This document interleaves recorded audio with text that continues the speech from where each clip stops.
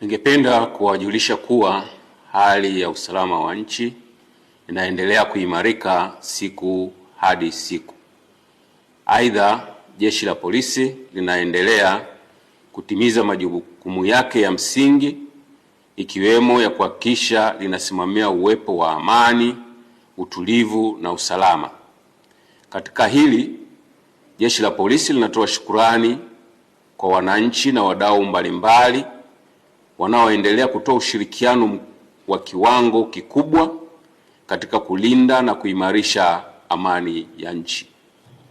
Hata hivyo, kama Jeshi la Polisi lilivyoeleza katika taarifa yake ya tarehe 3 mwezi huu wa 12 2025 kwamba upo uhalifu unaoendelea kupangwa na kuhamasishwa kwenye mitandao ya kijamii na kwenye makundi ya baadhi ya watu wakihamasisha kile wanachokiita maandamano ya amani na yasiyo na kikomo kuanzia tarehe 9 mwezi wa 12 2025.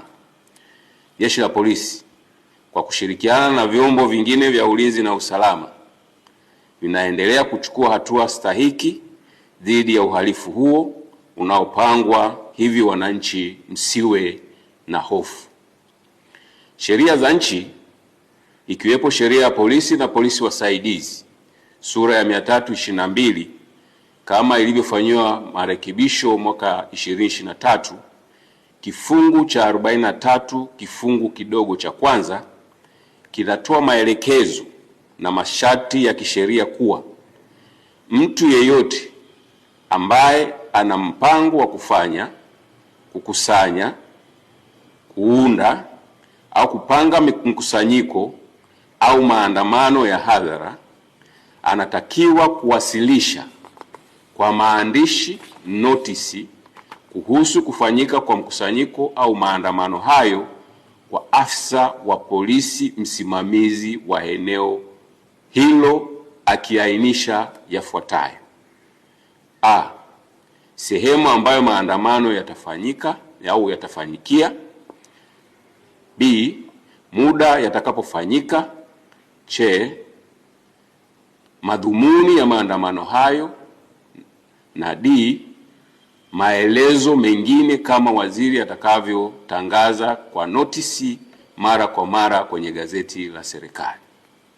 Aidha, kifungu hicho cha 43 kifungu kidogo cha pili kinaeleza kwamba pale ambapo mtu amewasilisha taarifa kwa maandishi kulingana na kifungu kidogo cha kwanza, anaweza kuendelea kuitisha, kukusanya, kuunda au kuandaa mkusanyiko au maandamano hayo kama yalivyopangwa, isipokuwa na mpaka atakapopokea amri kutoka kwa afisa wa polisi msimamizi wa eneo ikieleza kwamba mkusanyiko au maandamano hayo hayatafanyika kama ilivyotaarifiwa.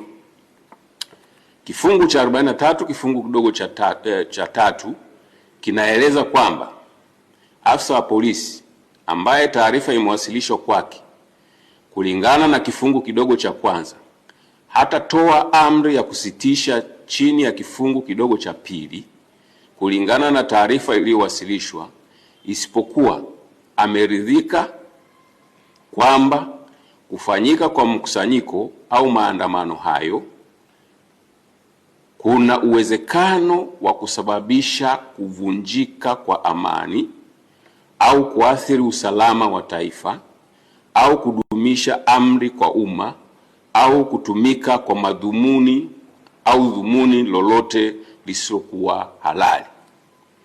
Kulingana na ufuatiliaji wa kina uliofanywa na unaoendelea kufanywa kwenye mitandao ya kijamii na kwa watu mbalimbali, na mbinu zinazohamasishwa zitumike kuanzia siku hiyo ya maandamano ya tarehe 9 Disemba 2025 kama ilivyoelezwa katika taarifa ya Jeshi la Polisi ya Disemba 3 2025 kuwa wanahamasisha kufanya yafuatayo: siku hiyo ya maandamano yasiyo na kikomo, yani tarehe 9 mwezi wa Disemba 2025, wanaelekezana ambaye hajui kutumia silaha na hajapitia mafunzo siku hiyo asishike silaha, wawaachie waliopata mafunzo ya matumizi ya silaha, kwa maana rahisi watu hawa wanazo silaha za kutimiza lengo ambalo wamekusudia. 2. Kupitia mitandao na klabu mbalimbali za mtandaoni wanahamasishana wahakikishe hakuna shughuli yoyote itakayokuwa inaendelea. 3.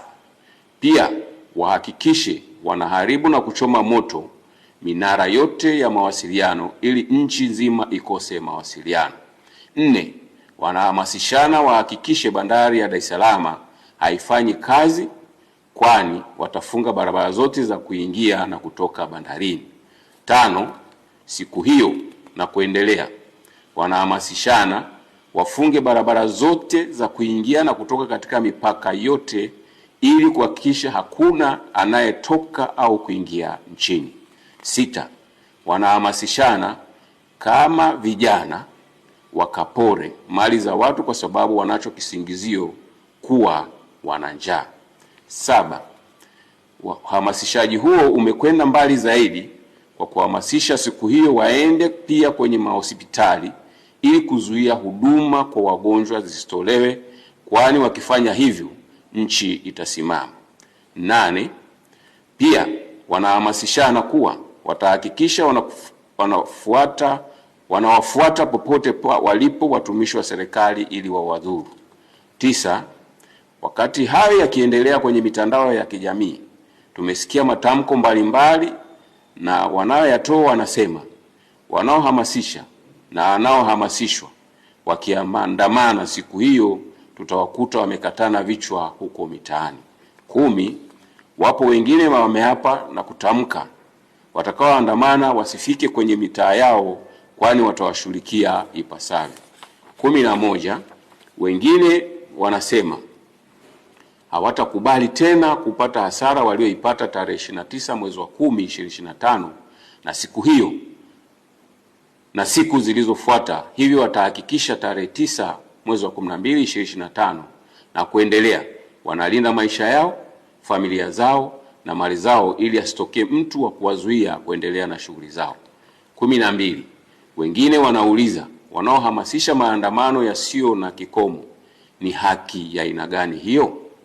Kwa sababu huwezi kujitangazia haki ambayo inavunja haki za wengine kwa kuwazuia wasiendelee na shughuli zao hasa zinazowapatia riziki ya kila siku, kwani mtu anapotoka na akajihusisha au akajishughulisha katika shughuli halali ndio mkono unaingia kinywani. Ukinizuia kutoka unavunja haki zangu na unataka kuniua mimi kwa njaa pamoja na familia yangu na wategemezi wangu.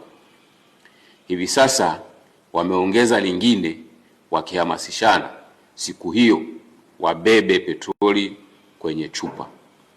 Hivyo kulingana na sheria ya polisi na polisi wasaidizi inayotoa maelekezo na masharti ya kufanya, kukusanya, kuunda au kufanya mkusanyiko au maandamano, na kutokana na mbinu za kihalifu ambazo zimebainika wakihamasishana kuzitumia kuanzia tarehe 9 Disemba 2025, maandamano hayo yanayopewa jina la maandamano ya amani na yasiyo na kikomo yamekosa sifa za kisheria za kuyaruhusu kufanyika, na kwa kuwa yametangazwa kufanyika nchi nzima na wanaohamasisha hawana anwani maalum zaidi ya kuona namba nyingi za simu za mataifa ya nje ya Tanzania na za ndani ya Tanzania,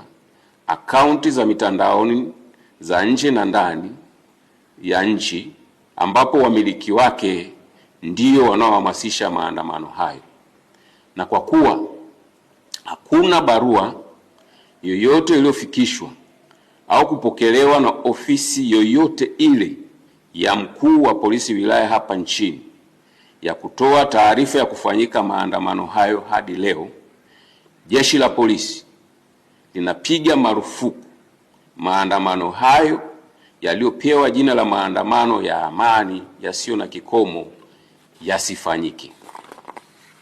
Hivyo, Jeshi la Polisi linatoa wito kwa Watanzania na wasio Watanzania ambao wapo ndani ya nchi wayakatae yanayohamasishwa, waendelee kuyakemea na wasishiriki. Aidha, Jeshi la Polisi linatoa wito kwa Watanzania wote pale watakapoona jambo lolote lisilo la kawaida au lenye viashiria vya kiuhalifu au la kuhatarisha amani na usalama wa nchi yetu, wasisite kutoa taarifa kupitia simu namba 111 112 0699 998899 au 0787 66 83 06 au kwa ujumbe kupitia kiunganishi cha mfumo wa kutoa taarifa, yani taarifa.tpf.go.tz.